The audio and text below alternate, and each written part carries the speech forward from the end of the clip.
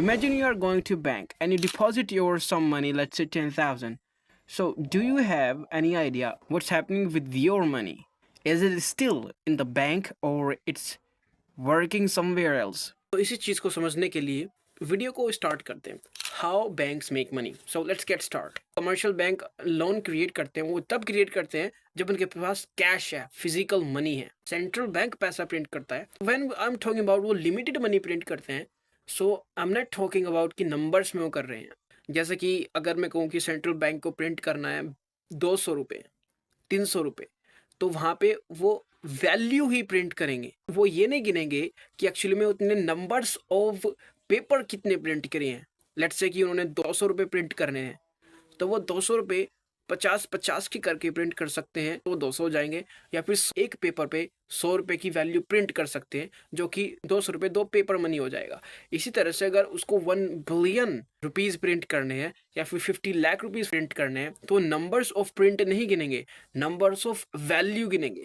वो 50-50 के 10 भी प्रिंट कर सकते हैं, 100 के 50 प्रिंट कर सकते हैं, 1000 के 12 प्रिंट कर सकते हैं। इस तरह से करके जब वो टोटल सम हो जाता है, अब वो जितना भी लिमिटेड कैश है वो अब इकोनॉमी में सर्कुलेट होगा।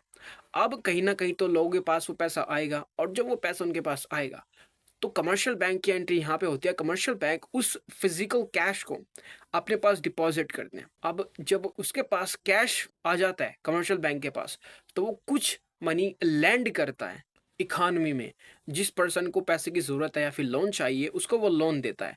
अब वो सारा कैश नहीं लैंड करता, क्योंकि अगर वो ज़्यादा कैश लैंड कर देगा, जिसकी वजह से इकोनॉमी में डिसेबिलिटी हो सकती है, मनी सप्लाई ज़्यादा हो सकती है, इन्फ्लेशन इंक्रीज हो जाएगी और मनी की डिवैल्यूएशन होने लगेगी ओवर टाइम। सो इस चीज़ को कंट्रोल करने के लिए सेंट्रल बैंक ने रूल्स बनाए हुए कि हर कमर्शियल बैंक को कुछ मॉनेटरी पॉलिसीज को मैंडेटरीज रखना पड़ेगा, उनको उसको एक्सेप्ट करके चलना पड़ेगा। जैसे कि कैश रिजर्व रेशो, SLR, ये दो ऐसी पॉलिसी जिसको हर बैंक को करना ही होता है हर टाइम। कैश रिजर्व रेशो मतलब कि बैंक के पास उसका जितना भी टोटल डिपॉजिट है, उसमें से कुछ परसेंट जो भी सेंट्रल बैंक फिक्स करता है, उसमें से उतना परसेंट निकाल के वो सेंट्रल बैंक के साथ उनको शेयर करना पड़ेगा। जैसे सेंट्रल बैंक कहता है कि आपको कैश रिजर्व रेशो 10% रहेगा, तो इस सिचुएशन में उनका जितना भी टोटल कैश है उसका 10% वो सेंट्रल बैंक के साथ शेयर करेंगे। वो अपने पास नहीं रखेंगे ये अमाउंट।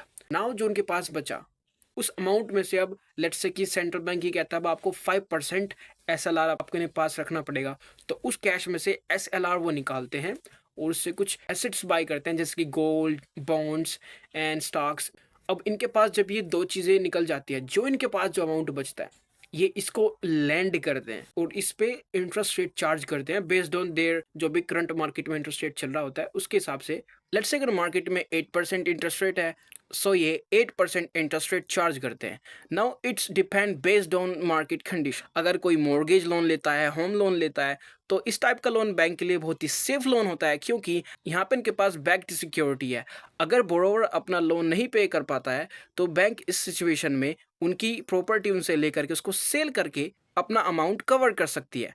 बट अगर वहीं पे पर्सनल लोन लिया जाता है, जैसे कि एजुकेशन लोन, जहाँ पे ज़्यादा रिस्की लोन होता है, तो वहाँ पे ये ज़्यादा हाई इंटरेस्ट रेट चार्ज करते हैं, और जहाँ पे सेफ लोन रहता है वहाँ पे लो इंटरेस्ट रेट चार्ज करते हैं। एंड इनके प्रॉफिट को बोलते हैं हम interest spread. Difference between loan interest जो ये चार्ज करते हैं अपने बोरोवर से जिसको ये लोन देते हैं, and interest paid to depositors, basically जिसको हम बोलते हैं फिक्स डिपॉजिट। सो जब ये अपना लोन इंटरेस्ट में से फिक्स डिपॉजिट इंटरेस्ट को माइनस करते हैं, तो इनके पास इनका प्रॉफिट निकल के आ जाता है। High interest spread means high profit, लो interest spread means low profit. Well bank का प्राइमरी प्रॉफिट सिर्फ लोन क्रिएट करने से ही आता है, बट ये प्राइमरी प्रॉफिट है, विच मीन्स प्रॉफिट जनरेट करने के बैंक के पास और भी बहुत सारे तरीके होते हैं, जैसे कि फीस एंड चार्जेस। बैंक कुछ फीस चार्ज करता है कुछ सर्विसेज पे, जैसे कि account maintenance charge, ATM use charge and overdraft charge. दूसरा होता है इनका इन्वेस्टमेंट इनकम। कुछ प्रॉफिट से अपने लिए सिक्योरिटीज बाय कर सकते हैं, जैसे कि बैंक रेट। ये इस तरह का बैंक रेट है जहाँ पे अगर कमर्शियल बैंक को पैसे की ज़रूरत है, तो सेंट्रल बैंक से अगर जो लोन लेता है जाकर के, तो सेंट्रल बैंक इस पे इंटरेस्ट रेट चार्ज करेगा। और अगर बैंक रेट ज़्यादा हुआ, कमर्शियल बैंक भी अपना इंटरेस्ट रेट बढ़ाएगा, जिसकी वजह से मार्केट में लोन की डिमांड कम हो जाएगी।